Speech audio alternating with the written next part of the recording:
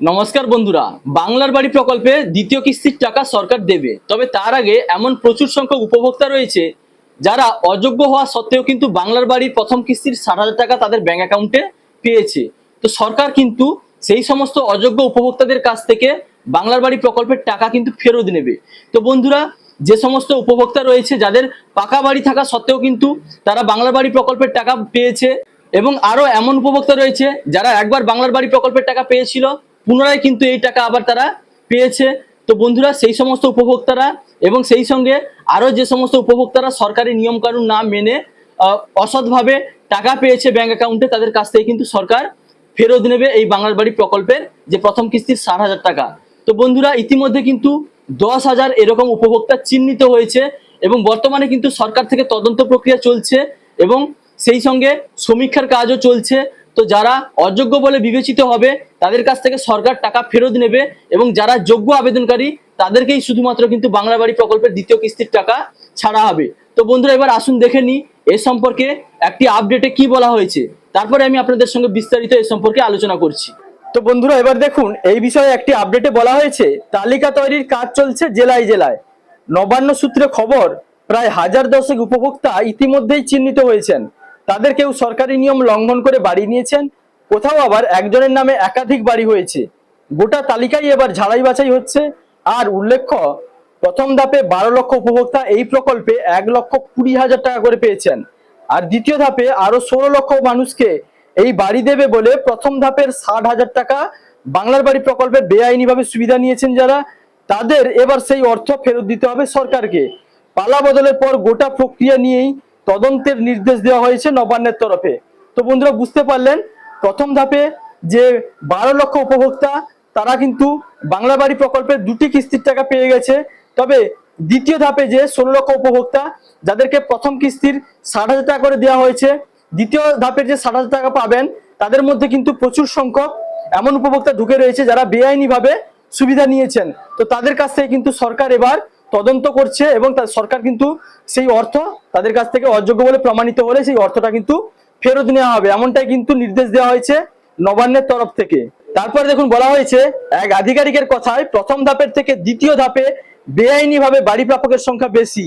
নতুন সরকার ক্ষমতায় আসার পর বাংলার বাড়ি প্রকল্পে বেআইনিভাবে সুবিধা নিয়েছেন যারা, তাদের তালিকা প্রস্তুত করার নির্দেশ দেওয়া হয়।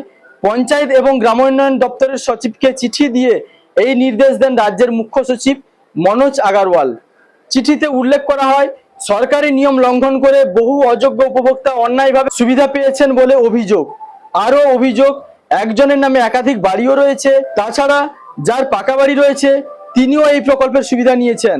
তার ফলে সরকারের আর্থিক ক্ষতি হয়েছে। সেই কারণে নতুন করে উপভোক্তাদের তালিকা যাচাই করতে হবে। পরে আবার চিঠি দিয়ে জানানো হয়, প্রকল্পের প্রথম ও দ্বিতীয় পর্যায়ের সুবিধাভোগীদের পুনরায় যাচাই অর্থাৎ রিভেরিফিকেশন করতে হবে। নতুন নির্দেশে বলা হয়েছে, যেসব সুবিধাভোগী পুনরায় যাচাইয়ের সময় অযোগ্য বলে চিহ্নিত হয়েছেন তাদের তথ্য আবারও পরীক্ষা করা যেতে পারে। তবে যাদের অযোগ্যতা নিশ্চিত হয়েছে তাদের কাছ থেকে প্রকল্পের অর্থ অবিলম্বে ফেরত বা রিকভারি নেওয়ার ব্যবস্থা করতে হবে। দপ্তর জানিয়েছে, উদ্ধার করা অর্থ নির্দিষ্ট ট্রেজারি হেড অফ অ্যাকাউন্টে টিআর ফর্ম 7-এ জমা করতে হবে। অর্থ ফেরতের পর সংশ্লিষ্ট ব্লককে রিকভারি মডিউলে সুবিধাভোগীর আইডির বিপরীতে আদায়ের পরিমাণ নথিভুক্ত করতে হবে এবং টিআর ফর্ম 7-এর কপি আপলোড করতে হবে। তো তারপরে দেখুন আরো বলা হয়েছে, জেলাগুলিকে নির্দেশ দেওয়া হয়েছে দ্রুত এই পুনরায় যাচাই ও অর্থ উদ্ধারের কাজ সম্পূর্ণ করে চূড়ান্ত রিপোর্ট জমা দিতে হবে। পাশাপাশি সংশ্লিষ্ট জেলায় যথাযথ ও সতর্কতার সঙ্গে যাচাই করা হয়েছে বলে একটি প্রত্যয়নপত্রও জমা দিতে হবে। উল্লেখ্য, আগের সরকারের আমলে প্রধানমন্ত্রী আবাস যোজনায় দুর্নীতির অভিযোগ ওঠে বারবার। একাধিকবার কেন্দ্রীয় টিম রাজ্যে আসে তদন্ত করে আবাসের। এই প্রকল্পে 8 টাকা বরাদ্দ করেনি কেন্দ্র। তারপর আগের তৃণমূল সরকার বাংলার বাড়ি প্রকল্প চালু করে, তাতেই বাড়ি পান উপভোক্তারা। তো বন্ধুরা, আশা করি বুঝতে পারলেন, বাংলার বাড়ি প্রকল্পে কিন্তু প্রচুর সংখ্যক এমন উপভোক্তা ঢুকে রয়েছে যারা অসৎভাবে অযোগ্য আবেদনকারী হওয়া সত্ত্বেও কিন্তু বাংলা বাড়ি প্রকল্পের প্রথম কিস্তির টাকা পেয়ে গেছে। তো তাদের তদন্ত হওয়ার পরে তাদের টাকা কিন্তু ফেরত নেওয়ার প্রক্রিয়া চলছে।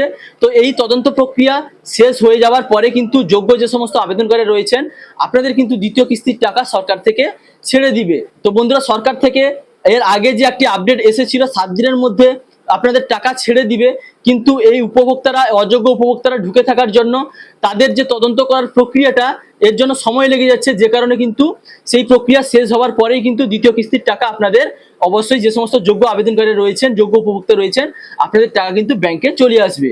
তো বন্ধুরা, এই ছিল আজকের আপডেট। যদি ভিডিওটি ভালো লাগে তাহলে লাইক, কমেন্ট, শেয়ার এবং সাবস্ক্রাইব করতে ভুলবেন না। দেখা হচ্ছে পরবর্তী কোনো ইনফরমেটিভ ভিডিওর সঙ্গে। আপনারা ভালো থাকবেন, সুস্থ থাকবেন। Thank you.